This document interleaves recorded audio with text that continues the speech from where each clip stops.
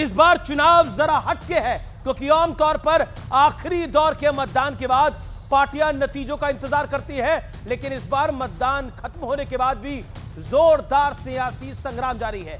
Samajwadi party कह रही है कि उत्तर प्रदेश में जो उपचुनाव में हुआ उसे रद्द कर दिया जाए और फिर से चुनाव कराया जाए। उधर महाराष्ट्र में भी काफी जबरदस्त एक्शन है। देवेंद्र फडणवीस कह रहे हैं कि वोटिंग प्रतिशत बढ़ने से महायुति की बम्पर जीत तो तय है, तो दूसरी तरफ अघाड़ी भी जीत की टाल ठोक रही है। लेकिन अघाड़ी गठबंधन में एक बार फिर सीएम की कुर्सी पर खींचतान शुरू हो गई है। कांग्रेस के कद्दावर नेता नाना पटोले कांग्रेस की अगुवाई में नई सरकार बनने का दावा कर रहे हैं, तो उद्धव गुट के संजय राउत कह रहे हैं कि खड़गे जी और राहुल जी क्या नाना पटोले को सीएम उम्मीदवार बना दिया है क्या? कांग्रेस अपनी मंशा साफ करे, यानी चुनाव से पहले जो तलखी थी वो एक बार फिर खुलकर सामने आ गई है। और उद्धव सेना का मान रहा है कि मुख्यमंत्री उनका होगा और ठाकरे में से ही कोई होगा। इस पर होगी आज देश की सबसे बड़ी पॉलिटिकल बहस। खत्म हो गया है मतदान, लेकिन जारी है घमासान। लेकिन इसी बीच एग्जिट पोल का एक और बड़ा आंकड़ा मेरे पास है, बताऊंगा आपको।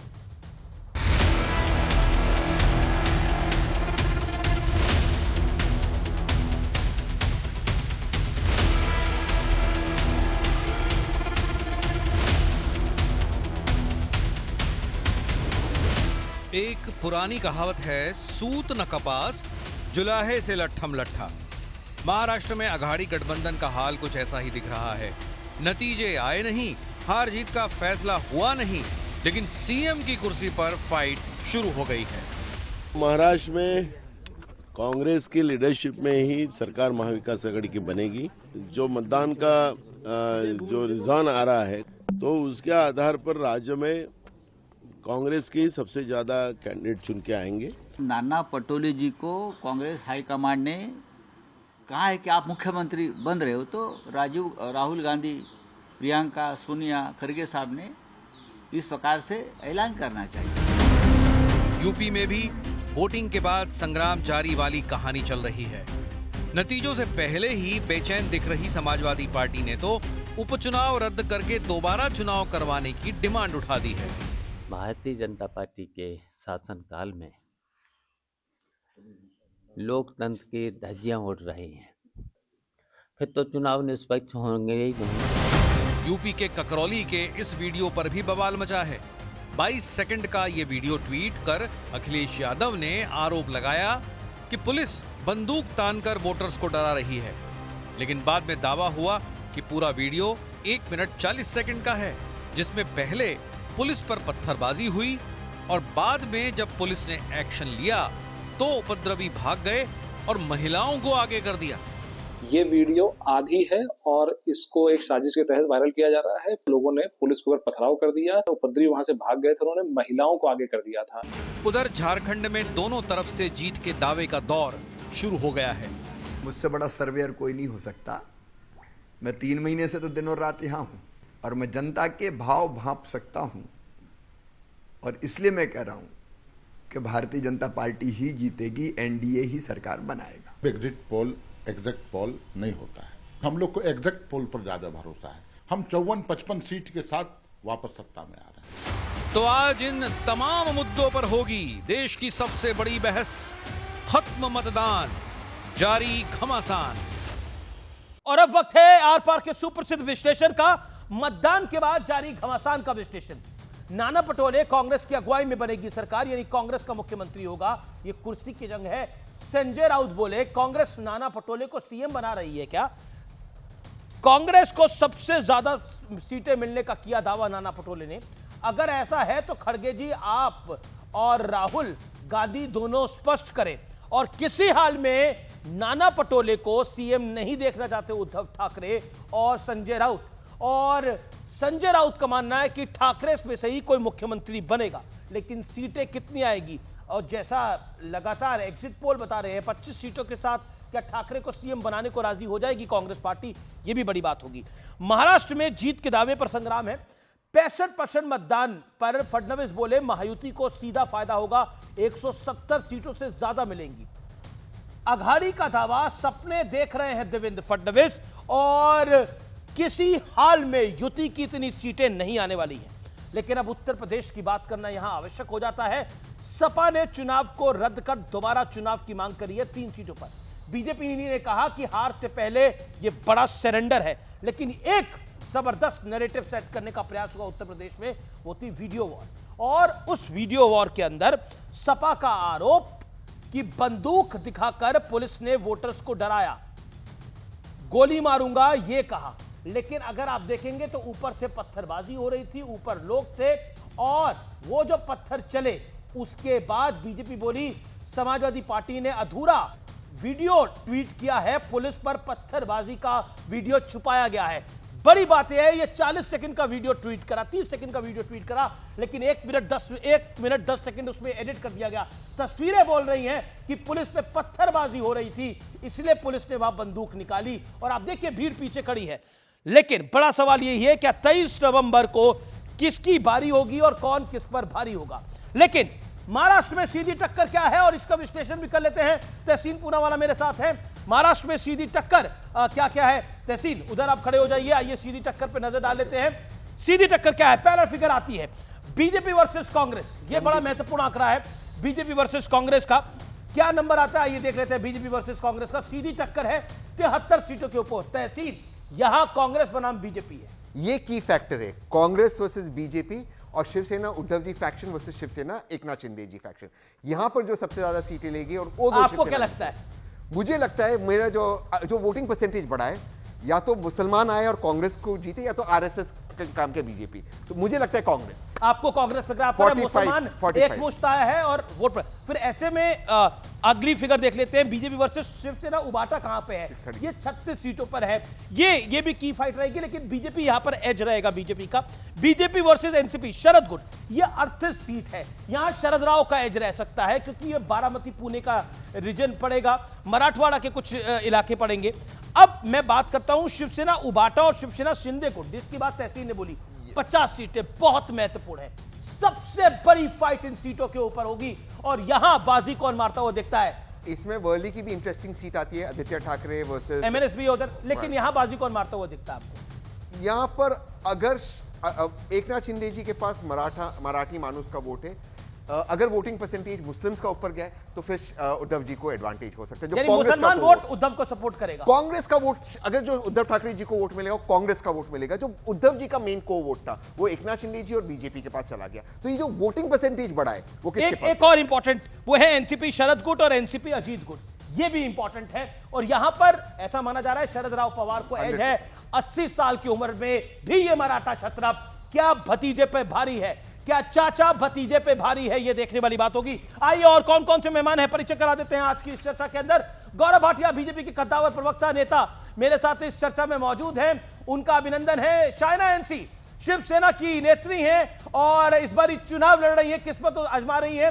महुआ मांझी मेरे साथ हैं, मेंबर ऑफ पार्लियामेंट है, लेकिन इस बार विधानसभा का चुनाव लड़ रही है। सुनील यादव हैं, विधानसभा का चुनाव लड़वा कर आए हैं, बड़ी लड़ाई लड़कर आए हैं। किशोर तिवारी है, जो जीतने का दावे कर रहे हैं और कह रहे हैं कि अब की बार ठाकरे की होगी सरकार हर हाल में। गौरव भाटिया एग्जिट पोल के नंबर कह रहे हैं कि बीजेपी आगे हो सकती है, लेकिन मुख्यमंत्री को लेकर तहसीन पूनावाला भी मेरे साथ हैं। लेकिन क्या आपको लगता है गौरव भाटिया, आपकी राय के अंदर जो मौजूदा स्थिति है और जिस तरह से आरोप प्रत्यारोप लगाए जा रहे हैं, क्या खेल लग रहा है आपको? नहीं अमित जी, हमें तो ये लग रहा है कि हम वो दरिया है जिसे अपना हुनर मालूम है, हम जिस तरफ चल देते हैं रास्ते बन जाते हैं। और महाराष्ट्र की बात करें तो महायुति की सरकार आ रही है, झारखंड में बड़ा बदलाव होगा, भारतीय जनता पार्टी और एनडीए की सरकार आएगी। क्योंकि महुआ जी यहाँ हैं, मेरी शुभकामनाएं हैं उनको, हमारी साथी हैं, चर्चा करते रहते हैं, मैं उनको शुभकामनाएं देना चाहता हूँ। लेकिन सरकार झारखंड में भी भारतीय जनता पार्टी और एनडीए की आएगी। देखिए आज की बड़ी बात क्या है, एक तरफ महायुति आश्वस्त है कि जनता के दिलों में कोई राज करता है तो वो भारतीय जनता पार्टी करती है, एनडीए करता है, महायुति करती है। इसलिए हमारा जोड़ जो है ये तो फेविकोल जैसा है, फेविकोल का जोड़ टूटेगा नहीं। दूसरी तरफ देखिए नाना पटोले ने क्या हालत कर दी है। नाना पटोले ने अभी चुनाव के परिणाम आए नहीं हैं और न 3 में न 13 में मुख्यमंत्री पद की कुर्सी सपने में देख के लड़ाई चालू है। किसी के पास हत्ता आया है, किसी के पास बैठने का जो काउच होता है, सोफा, वो आया है, किसी के पास उसके नीचे के पैर आए हैं। जी। इसीलिए जनता ने इनको नकारा है और बड़ी जिम्मेदारी से मैं ये बात कहता हूं। दूसरी बात, नाना पटोले का आप कुछ महीने पहले का बयान याद करिए। नाना पटोले ने कई बार कहा अकेले ही लड़ना चाहिए कांग्रेस पार्टी को। ये सत्य है, आप चेक कराइएगा। और संजय राउत का एक बयान मैं आपको बताता हूं। उन्होंने कहा था कांग्रेस के जो नेता हैं महाराष्ट्र के, उनकी हैसियत नहीं है कि सीट बंटवारे की बात हमसे कर सके। तो नाना पटोले, संजय राउत, शरद पवार, उद्धव ठाकरे, अंदर से तो ये सब दिल जले हैं। ये एक दूसरे को पसंद थोड़ी ना करते हैं, मजबूरी में साथ आए क्योंकि ये जानते हैं कि भारतीय जनता पार्टी और महायुति को ये नहीं पाएंगे। और इसका असर ये है कि इस तरह के बयान आ रहे हैं।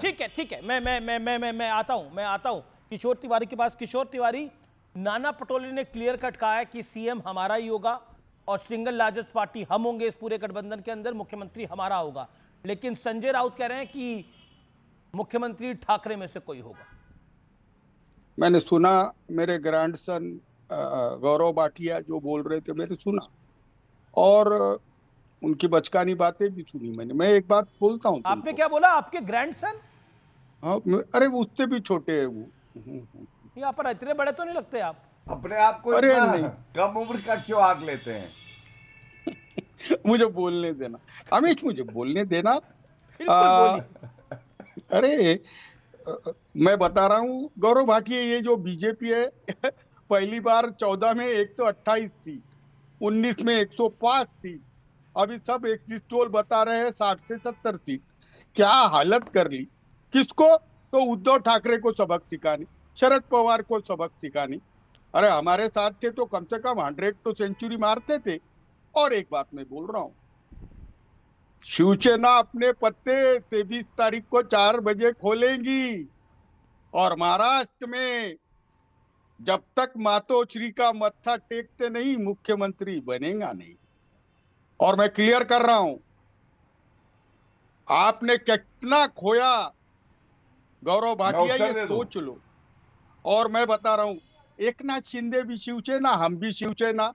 हाईएस्ट सीट अभी आ रही है हमारी।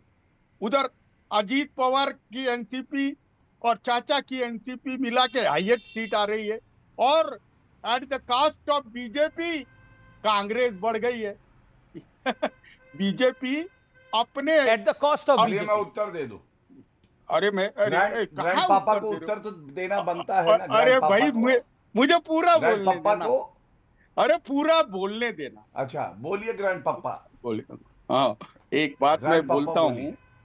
हाँ, मैं देखो, मैं आप भी है ना, बच्चों को डिबेट में मत लाओ। मैं कितने बार बोलता हूँ और आमिर तुम वही करते हो। बीजेपी के यही एक कद्दावर है। बच्चों से इतनी नफरत क्यों है ग्रैंड पापा? अरे तो रुको ना, रुको मैं एक बोल रहा हूँ। देखिए महाराष्ट्र पापा के बच्चे नहीं है क्या? नाना पटोले को आप बच्चा मानते हैं राजनीति का या खिलाड़ी मानते हैं? देखो, नाना पटोले विदर्भ से आए हैं। विदर्भ, मराठवाड़ा और वेस्टर्न महाराष्ट्र यही तय कर रहा है। नाना पटोले के एरिया से 40 एमएलए आ रहे हैं कांग्रेस की और at the cost of BJP. Nana Patole बोले हैं, लेकिन अंतिम निर्णय तो शिवसेना ही करेगी, उद्धव ठाकरे ही करेंगे। ज्यादा छेड़ो मत हमको। थोड़े ही तो दिन हुए गौरव भाटिया के साथ दूर जाके, नहीं छेड़ना। हमारे कार्ड हम खोलेंगे 23 तारीख को 5 बजे। मतलब नहीं मैं उत्तर दे दूं अमीर जी। ग्रैंड पापा को सारा समय गौरव भाटिया का अधिकार बनता है क्योंकि उन पे बहुत टिप्पणी हुई, तीखा टिप्पणी हुई, उन पर उनकी पार्टी पर व्यक्तिगत बात की गई। ओके, बोलिए गौरव भाटिया। पार्टी नहीं, दुकान है वो। ठीक है, जो भी मुझे तो ये लगा कि ग्रैंड पापा इतना आज दुखी क्यों हैं? ग्रैंड पापा आपने कहा 23 तारीख को पत्ते खोलेंगे, तो पूरा महाराष्ट्र जानता है कि जब उद्धव ठाकरे की ताश की गड्डी के पत्ते खुलेंगे तो उसमें केवल जोकर निकलेंगे, जोकर। क्योंकि आप नोटी वाले ग्रैंड पप्पा हो और आपने अभी कहा मातोश्री से ही मुख्यमंत्री बनता है। तो वो बात सच है कि मातोश्री का बड़ा सम्मान था जब बाला साहब ठाकरे जी थे, भाजपा के वरिष्ठ नेता जाते थे, एक आत्मीयता थी, एक अपनापन था, हम भी आदर करते थे और बाला साहब ठाकरे जी भी। लेकिन जब से सोनिया सेना बन गई ना, शिवसेना, तो असली शिवसेना एकनाथ शिंदे जी हैं और जनता ने उनके लिए वोट किया है। और ये भी आपको बता दूं, हैट्रिक बनेगी। हैट्रिक कैसे अमीर जी? तीसरी बार लगातार सिंगल लार्जेस्ट पार्टी कोई होगी तो भारतीय जनता पार्टी होगी, सरकार महायुति की बनेगी। और ग्रैंड पप्पा को एक बात और बता के अंत करूंगा, 2019 में सिंगल लार्जेस्ट पार्टी भाजपा थी। प्री पोल अलायंस हमारा हुआ था, जो एक संयुक्त शिवसेना होती थी, और उसके बाद पलटू राम ग्रैंड पप्पा भाग गए थे। तो grand papa, you are so naughty, जनता आपको सबक जरूर सिखाएगी। बस अब 2 दिन की बात है, फिर आप देखिएगा कैसे आप। महुआ मांझी भी बोलना चाहती है। मेरे पास टुडे चाणक्य का एग्जिट पोल है, जो बीजेपी प्लस को, युति को 175, आईएनसी को 100 प्लस और अदर्स के खाते में 13 प्लस सीट्स डाल रहा है। और एक्सिस माई इंडिया का पोल भी आ गया है, जो युति को करीब करीब स्वीप दिखा रहा है, 190 सीटों पर दिखा रहा है। प्रदीप गुप्ता भी मेरे साथ इस चर्चा में जुड़ेंगे। और झारखंड में वही एक्सिस माई इंडिया हेमंत सोरेन की सरकार बनते हुए दिखा रहा है। मेंबर ऑफ पार्लियामेंट मेरे साथ हैं इस समय। महाराष्ट्र में टुडे चाणक्य का एग्जिट पोल है, बड़ी खबर मैं आपको बता देता हूं। और महाराष्ट्र में महायुति की एक बहुत बड़ी जीत के संकेत दे रहा है टुडे चाणक्य। युति के सर्वे में 175 सीटें हैं। महुआ मांझी, वही सर्वे जो बीजेपी को जीता हुआ दिखा रहा है, वो इकलौता सर्वे है जो आपको झारखंड में बहुत बड़ी जीत दिखा रहा है। क्या कहना चाहती हैं आप? और साथ ही साथ जिस तरह से ताश के पत्तों की जो गड्डी होती है वो ऑपरेट करती है, पॉलिटिकल पार्टीज भी वैसी ऑपरेट कर रही है। महुआ मांझी पोस्ट किया है जिसमें हमारे मुख्यमंत्री जी ने भी अपने अकाउंट से पोस्ट किया है एक्सिस माई इंडिया का, जिसमें उन्होंने जेएमएम को और जेएमएम प्लस इंडिया गठबंधन के साथियों को मिलाकर 53 सीट्स कहा है एग्जिट पोल में, और एनडीए को 26 सीट्स के लिए कहा है, और अदर्स के लिए 3 सीट्स हैं। तो हम लोग झारखंड में फिर से सरकार बना रहे हैं और ये हमारे सरकार का काम लेकिन युति महाराष्ट्र में फिर से सरकार बना रही है, इसका मतलब ये है उसका एक एग्जिट पोल सही है, दूसरा गलत तो नहीं हो सकता। महाराष्ट्र की बात मैं नहीं करूंगी, मैं झारखंड की बात कर रही हूँ।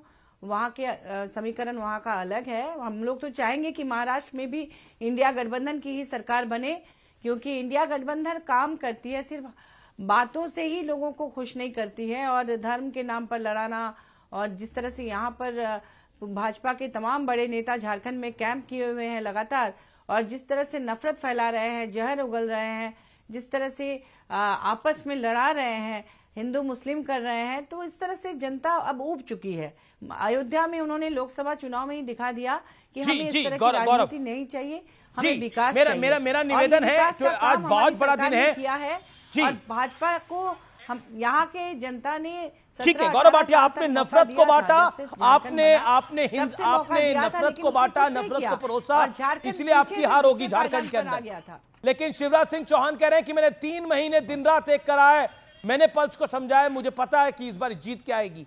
बड़े ओबीसी लीडर है भारतीय जनता पार्टी के शिवराज सिंह चौहान।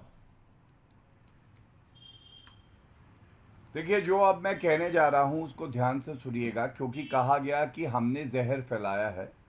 तो हमारे साथ हमारी साथी शाइना एनसी जी भी बैठी हैं, और जिस खूबसूरती से इन्होंने चुनाव लड़ा है, तो ये भारतीय जनता पार्टी का ही हिस्सा थी, मेरी साथी हैं, हमें गर्व है इन पे। We are so proud of her. और मैं क्यों कहता हूं, आपको मालूम है रिजेक्टेड माल किसने कहा? रिजेक्टेड माल झारखंड में बोला गया सीता सोरेन जी को जी, और उसके बाद इंपोर्टेड माल बोला गया हमारी बहन, जो हमारी साथी, हमारी दोस्त बैठी है, शाइना एनसी। ये क्या दिखाता है?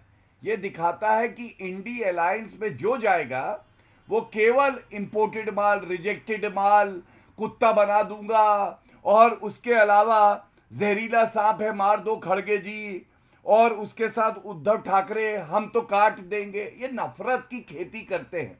मोहब्बत की दुकान है, उसके पीछे नफरत का खेत है। लेकिन बड़ी बात क्या है, झारखंड में सबसे बड़ा मुद्दा आपको मालूम है क्या है जी?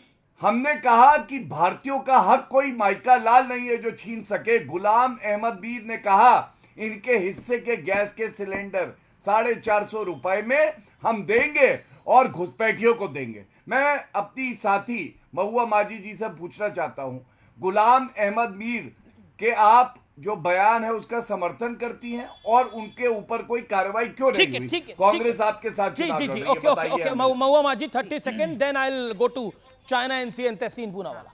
मैं पहले तो मैं इस बात का खंडन करूंगी जो भाजपा ने जिसे मुद्दा बनाया है। अगर मान लीजिए चाइना से कोई व्यक्ति अगर इंडिया में प्रवेश करता है तो इसके लिए जिम्मेदार केंद्र सरकार है कि राज्य सरकार है? तो सबसे बड़ी बात कि झारखंड का कोई भी ऐसा इंटरनेशनल बॉर्डर नहीं है जो किसी दूसरे कंट्री से सटा हुआ है। घुसपैठ अगर आप कह रहे हैं कि हो रहा है तो अगर असम के रास्ते से हो रहा है तो असम के मुख्यमंत्री क्या कर रहे हैं? केंद्र सरकार को रिजाइन कर देना चाहिए होम मिनिस्ट्री को। और दूसरी बात, अगर घुसपैठ हुआ है तो उस इलाके में, जिस इलाके के बारे में आप कह रहे हैं संताल परगना के बारे में, वहां पर भाजपा के बहुत ही लोकप्रिय या जो भी कहिए चर्चित सांसद भी हैं, विधायक भी हैं। आप लोग क्यों नहीं उनका नाम सार्वजनिक करते हैं? आपकी होम मिनिस्ट्री क्या कर रही है? आप आके उन्हें अरेस्ट कीजिए। अगर उनके पास फर्जी आधार कार्ड है उसे भी सार्वजनिक कीजिए। सोशल मीडिया का जमाना है, आप उनके घर के सामने जाके वीडियो बनाइए, उसे सार्वजनिक करिए। फिर अगर राज्य सरकार कार्रवाई नहीं करती है तो आप कहेंगे आप झूठ का पुलिंदा लेकर घूम रहे हैं। तमाम बड़े नेता जाके घुसपैठ का नारा लगा रहे हैं, घुसपैठ हुआ ही नहीं है। अगर मान लीजिए कोई लोकल लोग आपस में शादी ब्याह करते हैं, अंतर जातीय लेकिन ये तो है कांग्रेस के वहां पर जो प्रभारी थे उन्होंने बोला कि हम घुसपैठियों को सिलेंडर देंगे। घुसपैठ हुआ है नहीं, पर ये तो बयान दिया ना घुसपैठियों को सिलेंडर देंगे, मतलब ये तो अभी डिजिटल मीडिया का जमाना है तो ये बाइट आ गई। उससे पहले क्या क्या दे चुके होंगे? घुसपैठियों को सिलेंडर देने की बात करना किसके लिए? चंद वोटों के लिए? बांग्लादेशी घुसपैठियों को सिलेंडर देने की बात करना, हो सकता है आपको इससे वोट मिले, लेकिन देश का कितना बड़ा नुकसान है, वहां के लोकल्स का कितना बड़ा नुकसान है, समाज का कितना बड़ा नुकसान है। वो मुद्दे पर बात नहीं करती है, विकास की बात नहीं करती है। नहीं, मैं मुद्दे की बात नहीं कर रहा। जो बात कांग्रेस के बड़े नेता ने बोली, जो बात कांग्रेस के प्रभारी ने बोली, मैं उसकी बात कर रहा हूं। अगर मान लीजिए, और हैरानी की बात ये थी कि उसका डिनायल ना कांग्रेस ने दिया ना आपकी पार्टी ने दिया। और इसके लिए पूरी पार्टी पर जब कांग्रेस का प्रभारी कह रहा है कि हम सिलेंडर बांटेंगे घुसपैठियों को, बांग्लादेशी घुसपैठियों को सिलेंडर देके हो सकता है आपको वोट मिल जाए, लेकिन देश को और समाज को कितना नुकसान है, युवाओं को कितना नुकसान है इसकी बातों को हम नहीं मानते। वो ऐसा नहीं कर सकते हैं। ऐसा उन्होंने बोला तो झारखंड के चुनाव के बीच में क्यों डिनाई किया आप लोगों ने? हम लोग डेली न्यूज देखते हैं। नहीं, पर ऐसा महुआ जी आपका बहुत सम्मान करता हूं, आप मेंबर ऑफ पार्लियामेंट है, लेकिन आप हमेशा बैलेंस बोलती है। मेरा आपसे निवेदन है, चुनाव के बीच में क्यों नहीं डिनाई किया गया? ये सबसे बड़ी बात कि चुनाव के बीच में डिनाई किया गया, लेकिन मीडिया उसे दिखाए तब तो। कब किसने कहा? हेमंत सोरेन जी ने बोला क्या? ही दिखाती है। राहुल गांधी जी ने बोला क्या? प्रियंका गांधी वाड्रा ने बोला क्या? मल्लिकार्जुन खड़गे ने बोला कि हम एग्री नहीं करते इनसे। होने के बाद रांची में चुनाव प्रचार खत्म होने के बाद केंद्रीय रक्षा राज्य मंत्री जी यहाँ पर खुलेआम माइक में लेके सभा कर रहे थे। उसे हम लोगों ने शिकायत की तो उन पर केस तो हुआ, लेकिन मीडिया ने उसको नहीं छापा। नहीं देखिए, तो ऐसा है मीडिया ने माइक पकड़ लिया, वो नहीं छापा, वो आपको आपके लिए महत्वपूर्ण हो रहा है, होना भी चाहिए महत्वपूर्ण। लेकिन मतलब एक कांग्रेस का प्रभारी ये बात बोल रहा है और उस पर कोई बात नहीं है। चाइना एनसी महाराष्ट्र में नाना पटोले कह रहे हैं कि गौरव भाटिया चाइना एनसी आप ही के सहयोगी है, शिवसेना की उम्मीदवार भी है। चाइना एनसी महाराष्ट्र में नाना पटोले कह रहे हैं कि मुख्यमंत्री हमारा होगा। उद्धव ठाकरे की पार्टी के संजय राउत कह रहे हैं मुख्यमंत्री हमारा होगा। देखिए, कांग्रेस और उबाटा सेना लॉगर हेड्स पे हैं पहले दिन से। क्यों? हर दिन संजय राउत उठते हैं, बयानबाजी करते हैं, नाना पटोले को सुनना पड़ता है, फिर नाना पटोले उनकी बात करते हैं और कोई सुनता नहीं। ये चलता रहता है। सर्वप्रथम ये अलायंस जो है ना महाविनाश अघाड़ी का, वो अलायंस है फॉर लस्ट फॉर पावर, सिर्फ सत्ता के मोह माया के लिए। उनका तो कोई तालमेल नहीं है। मैं चैलेंज देती हूँ कि आप एक भी जगह अमीश जी ढूंढ निकालें जहां कांग्रेस पार्टी ने यहाँ तक कहा है कि हिंदू हृदय सम्राट आदरणीय बाला साहेब ठाकरे, कहीं नहीं। उन्होंने ये स्वीकारा ही नहीं। और ये उबाटा सेना जिन्होंने अपनी विचारधारा खो बैठी है, वो सिर्फ मुस्लिम और दलित वोट बैंक को अपना तुष्टिकरण के रूप में वो सिर्फ इनको एक वोट बैंक तक सीमित रख रहे हैं। मैं मानती हूँ कि यहाँ बयानबाजी एक चीज है, लेकिन किस हद तक, आपने सही कहा और गौरव ने तो बिल्कुल सही कहा, कहीं इम्पोर्टेड माल, कहीं बकरी, कहीं कुत्ता, ये है उनका नैरेटिव। तो आप काम क्या करने वाले हैं महाराष्ट्र के लिए, वो तो आपने ऐलान नहीं किया। जी, एक बड़ी खबर आ रही है सूत्रों के हवाले से। शरद राव पवार अपने पत्ते नहीं खोल रहे हैं, क्या अगला मुख्यमंत्री, और सूत्रों का दावा है उनको उम्मीद है कि उनकी सीटें 45 टच कर सकती हैं, और अगर अजीत दादा की 20 आती हैं तो क्या परिवार में एकता हो सकती है, यह बड़ी बात होगी। उनका नंबर 65 हो जाएगा। ऐसी स्थिति के अंदर क्या शरद राव पवार सुप्रिया सूले को इस बार मुख्यमंत्री बना के ले जाएंगे? नाना पटोले और संजय राउत में आमना सामना होते रहे, सुप्रिया सूले ना बन जाए मुख्यमंत्री। अमित जी, अव्वल तो मैं शाइना एनसी को ऑल द बेस्ट कहना चाहूँगा परसों रिजल्ट से। हालांकि मैं बीजेपी को अपोज करता हूँ, लेकिन उन्होंने एक अच्छा चुनाव लड़ा, तो इसके लिए ऑल द बेस्ट उनको। जो भी होगा परसों देखा जाएगा। नहीं, मुझे जो लगता है कि जो संजय राउत जी का स्टेटमेंट था, मुझे व्यक्तिगत तौर से लगता है कि बहुत ही एक इम्बैलेंस स्टेटमेंट था। क्यों इम्बैलेंस है? देखिए, नाना पटोले जी महाराष्ट्र के कांग्रेस के अध्यक्ष हैं जी। ऑब्वियसली अगर एनडीए की सरकार आती है तो कांग्रेस सबसे लार्जेस्ट पार्टी होगी, ऑब्वियस बात है उसके अंदर, और वो चाहेंगे उस हिसाब से कि कांग्रेस का मुख्यमंत्री बने। तो अगर वो चाहते, पर बोला मातोश्री के आशीर्वाद के बिना कुछ नहीं हो सकता। वो बात ठीक है, और आदरणीय उद्धव ठाकरे जी को साथ में आना चाहिए, उनसे सलाह मशवरा नहीं, करना सीएम होना चाहिए ठाकरे इसमें से कोई। उनसे अगर सलाह उद्धव नहीं तो आदित्य ठाकरे जी कैसे बनेगी? ये क्या बात हुई? नहीं, मतलब ठाकरे में से कोई, मतलब ये होगा, फैमिली ईरानी होगा, मतलब ऐसे ही होगा। फिर एक ओबीसी नेता नहीं बने।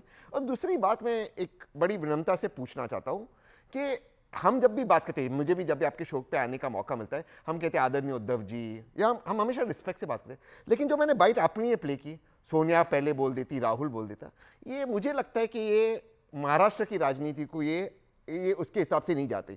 संजय राउत जी की वजह से सरकार गिरी है एमवीए की, मैं बड़ा आरोप लगा रहा हूँ। उनके बयानों की वजह से हमेशा डिस्ट्रैक्शन हुआ है गवर्नेंस में। कंगना रनौत जी के साथ एक बार लड़ाई, ये करना, ये डिस्ट्रैक्शन अच्छी बात नहीं है।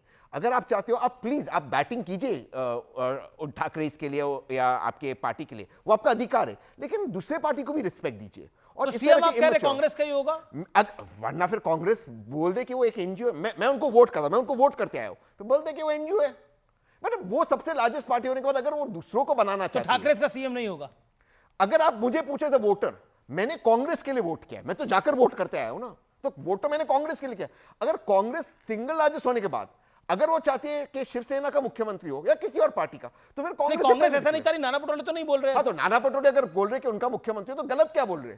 क्या उन्होंने किसी के बारे में अभद्र शब्दों का प्रयोग किया? लेकिन जो आपका बाइट था, जो बाइट, जी, किशोर तिवारी, कांग्रेस कहीं भी सरेंडर करने के मूड में नहीं है। इस बार सीएम वो लेके रहेगी, चाहे शरद पवार को आप बीच में लाइए, चाहे किसी को बीच में लाइए। किशोर तिवारी, मैंने बोला ना 23 तारीख को दोपहर तक का सब तय हो जाएगा।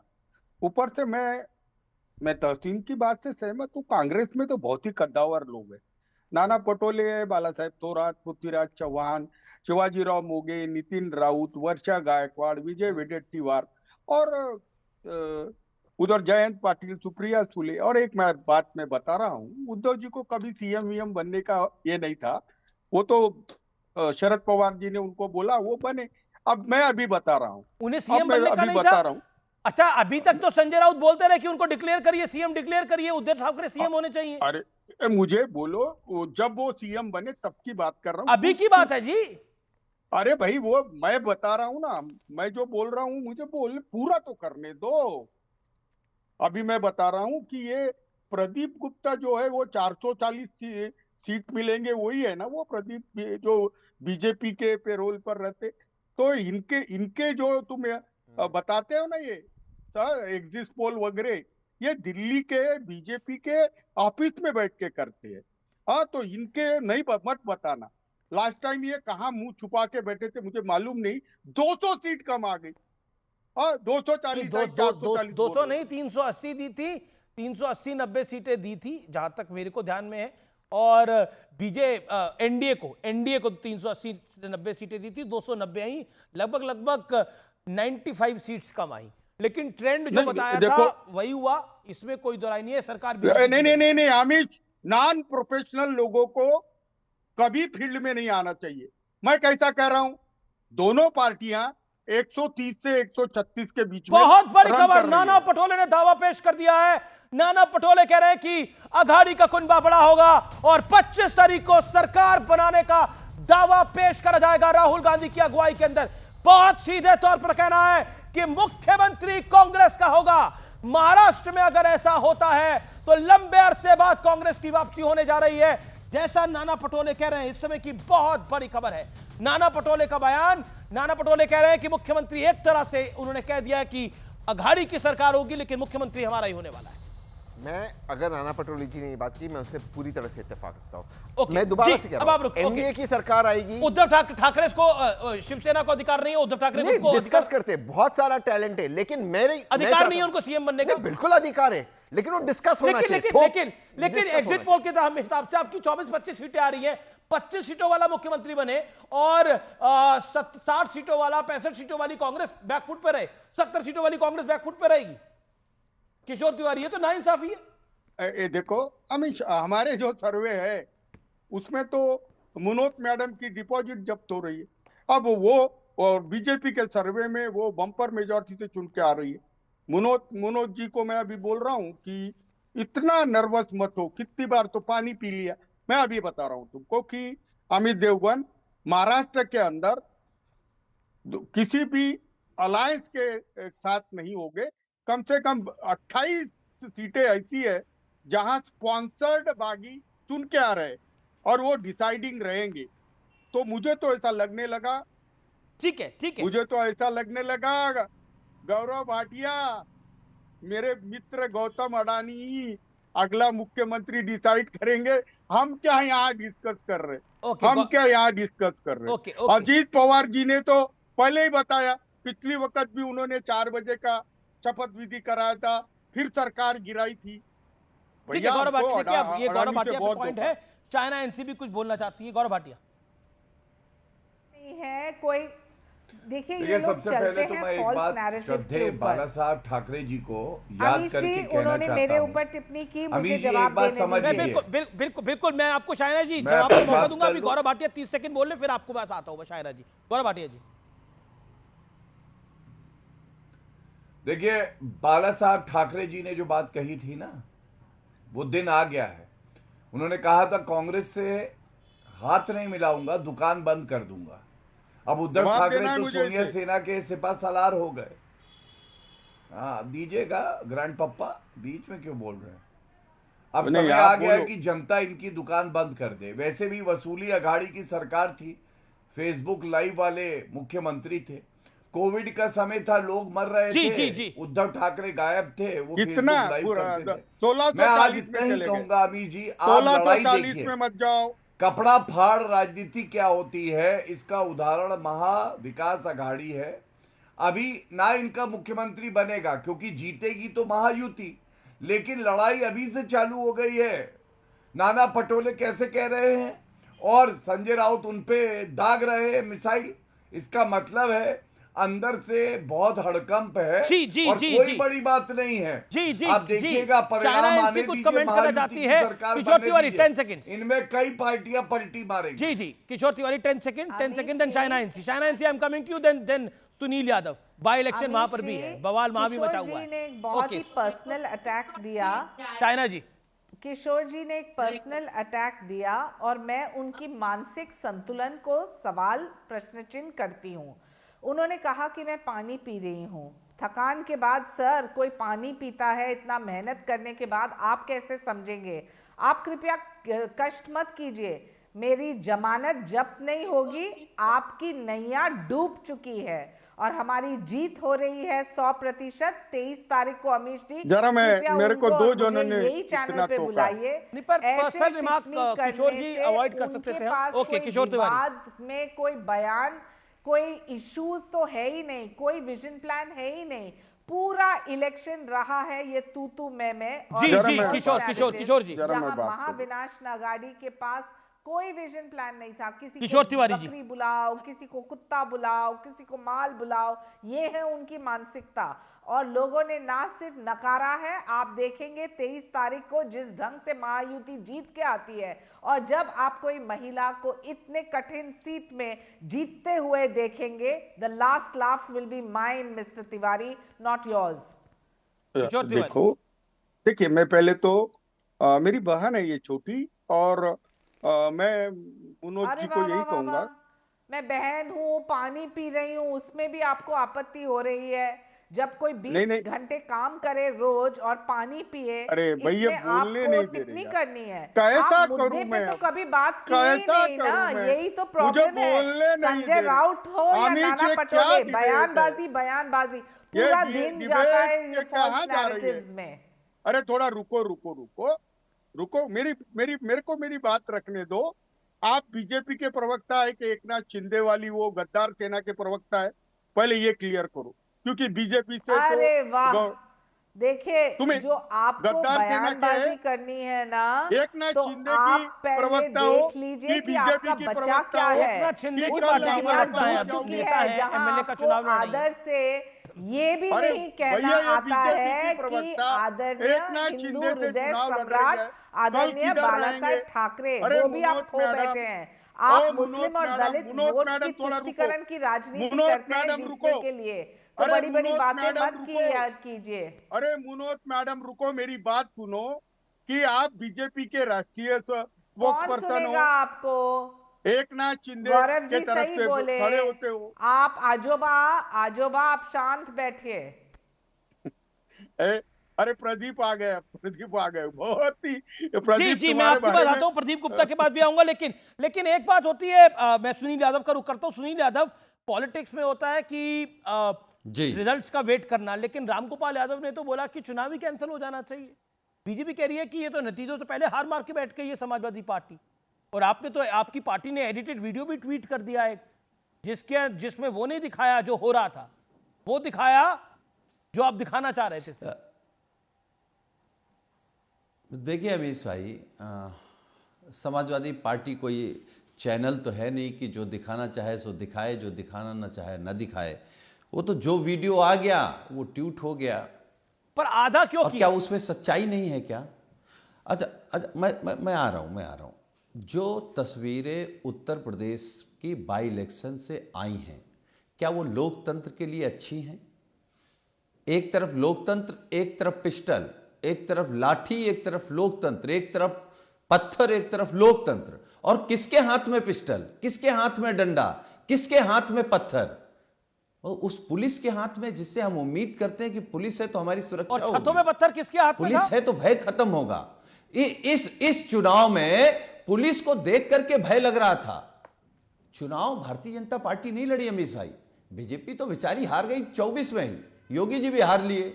आपकी डीजीपी लड़ रहा था, डीएम लड़ रहा था, चुनाव एसडीएम लड़ रहा था, बीजेपी की बस्ते बना रहे थे, बस्ते लगा रहे थे, वोट उनका निकलवा रहे थे, हमारा वोट रोक रहे थे। अरे ये तो भारतीय जनता पार्टी करती तो हम मान लेते कि भाई ये पॉलिटिकल पार्टी है, हर आदमी काम करता है, अपने मुद्दे रखते। जनता तो ढूंढ रही थी कि बीजेपी का, आरएसएस का कोई आदमी मिल जाए। महंगाई पर सवाल कर ले, बेरोजगारी पर सवाल जवाब लेते हैं। पूरा जी गौरव भाटिया जवाब। पूरा देश लूटा जा रहा है बीजेपी से। जवाब तो बीजेपी तो मिली नहीं, तो जो मिला वही। तो हम केवल एक बात कह के अपनी बात समाप्त करेंगे। एक बात जी भाई, पीडीए से आप इतना डर गए कि आपने पुलिस को आगे कर दिया। इसी पीडीए ने 2024 में हाफ किया है, इस चुनाव से लेकर 27 तक साफ करेगा। ये पीडीए का हक अधिकार। ये कह रहे थे ना बीजेपी एक ऐसा दरिया है, नहीं ये कह रहे थे बीजेपी एक ऐसा दरिया है, तो बीजेपी तो ऐसा दरिया जिसमें ओबीसी एससी का आरक्षण बह गया। ठीक है गौरव भाटिया, बीजेपी एक ऐसा दरिया जिसमें पीडीए के सपने मर गए। चलिए, तो ये तो पीडीए का हक अधिकार लूट करके शाम को 2 रोटी ज्यादा खाने वाले भारतीय जनता पार्टी और आरएसएस के लोगों को क्या कह सकते हैं? समय में अपनी बात नहीं रख पाते हैं, भाषण देने लगते हैं। ठीक है, देखिए इनके मुंह से क्या निकला। तुमको कुछ आता ही नहीं तो क्या दोगे? गुंडों को पुलिस से डर लग रहा है, सपाइयों को क्यों डर लग रहा है? वर्दी से गुंडों को डर लगता है, और जब वर्दी अपना काम करती है तो गुंडे डरते हैं। और गुंडा किसने बुलाया? मायावती ने। हमने तो बुलाया भी नहीं, गुंडों की पार्टी है। लेकिन शर्मनाक क्या है मैं आपको बताता हूं, पिछड़ों की बात करने का हक इनको नहीं है। आप जानते हैं करहल में एक हमारी बहन जिसने कहा कि मैं भाजपा को वोट करूंगी, सपा को नहीं करूंगी क्योंकि गुंडों की पार्टी है, उसको मार दिया जाता है, 2 लोग हिरासत में लिए जाते हैं, सफाई निकलते हैं। और शिवपाल यादव से आज पूछा गया तो शिवपाल यादव का जो बयान है पूरे देश को शर्मसार करता है। उन्होंने कहा यह प्रेम प्रसंग था। अमीर जी आप बताइए, कोई नहीं रहा दुनिया में, उसको प्रेम प्रसंग बता देना क्योंकि सपा के गुंडों ने प्रथम दृष्टया एक कृत्य किया है। और ये वही शिवपाल यादव है जिन्होंने निठारी हत्याकांड में कहा था ये छोटी मोटी घटनाएं होती रहती हैं और उसके बाद इनका बोरिया बिस्तर उत्तर प्रदेश की जनता ने सुनील यादव जवाब, ऑडियो डाउन, सुनील यादव जवाब 30 सेकंड, एक सुनील यादव 30 सेकंड। देखिए अमीश भाई जी, अमीश भाई आपकी डिबेट हो रही, इस पे किसी को गुंडा कहा जाए, अपराधी कहा जाए, मैं भी बोल सकता हूं भारतीय जनता पार्टी दंगाइयों और बलात्कारियों की पार्टी है, तो इनको अच्छा लगेगा, मुझे तो अच्छा नहीं लगेगा, तो मैं नहीं कहूँगा। भले हालांकि उसमें सच्चाई 90% है, लेकिन फिर भी मैं नहीं कहूँगा इस बात को। हम चाहते हैं मुद्दों पर आए, हम चाहते हैं कि ये इस बात का जवाब दें कि आखिर आप क्यों नहीं लड़े समाजवादी पार्टी से, आपका डीएम क्यों लड़ रहा था, आपका एसपी क्यों लड़ रहा था, सीओ इंस्पेक्टर क्यों लड़ रहा था, आप क्यों नहीं लड़े, आप क्यों नहीं जनता के बीच आए? लेकिन जो दलित लड़की के साथ हुआ, लेकिन जो दलित लड़की के साथ हुआ, जो गौरव भाटिया ने एक प्रश्न रेज करा और उसमें सपा के कार्यकर्ताओं का नाम आया और उसको लेकर जो शिवपाल जी की टिप्पणी आई, क्या आपको लगता नहीं ये गलत है?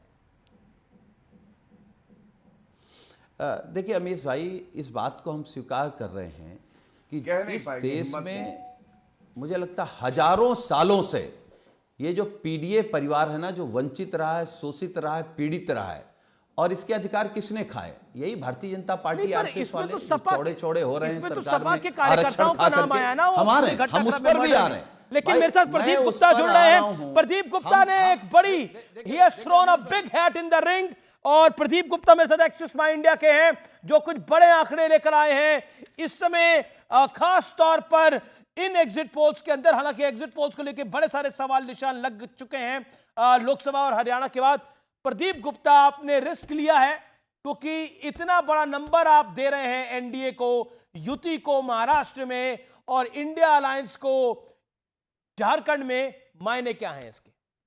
पहले महाराष्ट्र की बात कर लें अमित जी, तो वही है कि pro incumbency in favour of chief minister जो एकनाथ शिंदे उनकी राज्य सरकार के प्रति, और उसकी बड़ी वजह आ रही है लाड़की बहन योजना का जो लाभ 2 करोड़ से ज्यादा महिलाओं को 1500 रुपये मिल रहा है, और उससे भी आगे चल के आ रहा है कि लाभ कौन दे रहा है। तो एक जो of late recently pro poor की इमेज बनी एकनाथ शिंदे की, और वैसे वो कॉमन मैन को इतने आसानी से रिजोनेट करते हैं, ये एक मुख्य वजह है।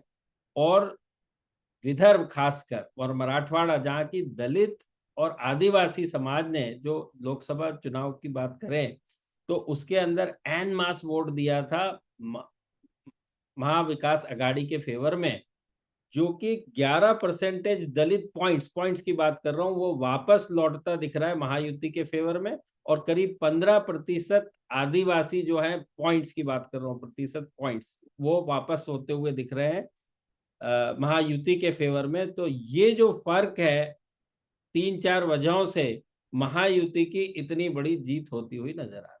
और झारखंड में, झारखंड की बात कर लें, वहां पर भी वही चीज है, प्रो इनकम्बेंसी स्टेट गवर्नमेंट के प्रति। वहां योजना का नाम अलग है, मुद्दा सेम है कि मुख्यमंत्री मैया सम्मान योजना 1000 रुपये पर मंथ, वहां भी अगस्त में से देना चालू हुआ जैसे कि महाराष्ट्र में चालू हुआ। और उस वहां पे 2 और बड़ी बात है, प्रमुख बात है, एक आदिवासी अस्मिता, बहुत बड़ा इशू था आदिवासी वर्सेस नॉन आदिवासी, जो कि एन मास में आदिवासी वहां पे 26% है और 15% मुसलमान, 41%, ये बड़ा ब्लॉक ने एन मास वोट किया हुआ इनमें। और दूसरे तरफ बात करें बीजेपी की या बीजेपी गठबंधन एनडीए की, तो वहां पे एक नई पार्टी इमर्ज हुई है पिछले साल लोकसभा चुनाव के समय से, जयराम महतो जिसने 4% वोट लिए थे लोकसभा में। देखिए लोकसभा का चुनाव है, हमारे पोल में अब वो 8% लेते हुए नजर आते हैं और उस 8% का 90% जो है ओबीसी महतो यानी बीजेपी वोट से आ बीजेपी वोट वो खा रही है, इसकी वजह से ऐसा हो रहा है। Tehseen, have a question for you, Pradeep Gupta. Tehseen, आपका मैंने अभी पूरा सर्वे पढ़ा नहीं, लेकिन जो मोटा मोटा मुझे समझ में आ रहा है, आप कह रहे हैं कि एक कंसोलिडेशन हुआ है बीजेपी के पक्ष में, खास करके युति के पक्ष में। हाँ, युति के पक्ष में, खास करके जो वोट उन्होंने जो लोकसभा के वक्त उनसे चला गया था। लेकिन अगर काउंटर पोलराइजेशन या काउंटर कंसोलिडेशन हुआ है कांग्रेस के पक्ष में, खास करके मुस्लिम वोट, तो आपको नहीं लगता आपके जो आंकड़े पूरी तरह से रिवर्स हो जाएंगे? मान लो ये जो वोट बढ़ा है, ये मुसलमान वोट वन वे एमवीए की तरफ गए, तो ये नहीं लगता कि आपके आंकड़े पूरी तरह से उल्टे हो जाएंगे? देखिए तहसीन भाई, जो मुसलमान का जो वोट है, जो आप कह रहे हैं बढ़ा हुआ वोट, वो हमेशा से ही मिलता रहा है, उसमें कहीं कोई शक या सवाल ही नहीं है। पिछले 4 इलेक्शन की बात कर लें, इसके पहले 2 लोकसभा 2 विधानसभा के महाराष्ट्र में, तो वो मिलता रहा है और मिलता अभी तक भी हमारे में भी बड़ा नंबर मिलता दिख रहा है। तो उसके बदलने का प्रश्न ही नहीं आता। बीजेपी को 4% मिल रहा है, तो अब उसमें बदल के बीजेपी में कहां चला जाएगा? नहीं, जो बढ़ावा एक मेरा काउंटर सवाल है। अगर बीजेपी युति का, ये शिंदे गुट का ऐसा नंबर आ रहा है, बीजेपी का ऐसा नंबर आ रहा है, तो क्या पॉलिटिकल डिबैकल हो रहा है अजीत और खासतौर पर उद्धव ठाकरे का और शरद पवार का? नहीं, मैं डिबैकल ऐसी कोई बात नहीं करूंगा, ना ही ऐसा मुझे कहीं लगता है। हर चुनाव में कोई पार्टी जीतती है, कोई पार्टी हारती है। उद्धव ठाकरे गुट का आपका नंबर क्या है? उद्धव ठाकरे मैं सबके नंबर पढ़ के बता देता हूँ। बीजेपी खुद का नंबर 98 to 107, 98 to 107, शिंदे सेना 53 to 58, NCP Ajit Pawar 25 to 30, छोटी पार्टियां जो महायुति गठबंधन में 2 से 5, RSP, RYSP, now MVA, Congress 28 से 36, 28 to 36, Shivsena Uddhav Thackeray 26 to 32, NCP Sharad Pawar 26 to 30, SP PWPI छोटी पार्टियां 2 से 4, अन्य लोगों को 6 से लेकर 12। ये बहुत बड़ा, अगर ये नंबर निकल के आता है, और देखिए मैं ये नहीं पूछूंगा आपने नंबर करा है, विद रिस्पेक्ट आप सवाल पूछ लो, लेकिन समय एक सेकंड। तो प्रदीप जी, आप कह रहे विदर्भ में Congress is doing badly? Vidarbha के आंकड़े भी मैं दे देता हूं आपको तहसीन जी। विदर्भ में 62 सीट्स है, 39 सीट महायुति और एमवीए को 20 सीटें मिलती। कांग्रेस को लगा था 40 सीट्स मिलेंगी। जी कांग्रेस को लगा था, लेकिन Kishore Tiwari as a point, Kishore Tiwari from Shiv Sena. Pradeep ji, एक सवाल मैं पूछता हूँ, आपको ये नहीं मालूम है कि एकनाथ शिंदे को इन्होंने प्रोजेक्ट नहीं किया? एकनाथ शिंदे को प्रोजेक्ट नहीं किया बीजेपी ने। और मैं बता रहा हूँ, एकनाथ शिंदे को सीटें कितनी थी? सारी विदर्भ मराठवाड़ा में हम बीजेपी से लड़े, एकनाथ शिंदे तो प्रचार को भी नहीं आया। एकनाथ शिंदे को जो अभी छोटा सवाल, प्रदीप स्मॉल रिप्लाई नहीं कर है ना, मैं बता रहा हूँ कि देखिए ऐसा होता है, एडवांटेज नहीं मिलेगा। मुझे आपको कह रहा हूँ, आदमी तो पहले आज जो लाभ मिल रहा है उस लाभ को जारी रहे उसके फेवर में मतदान किया है।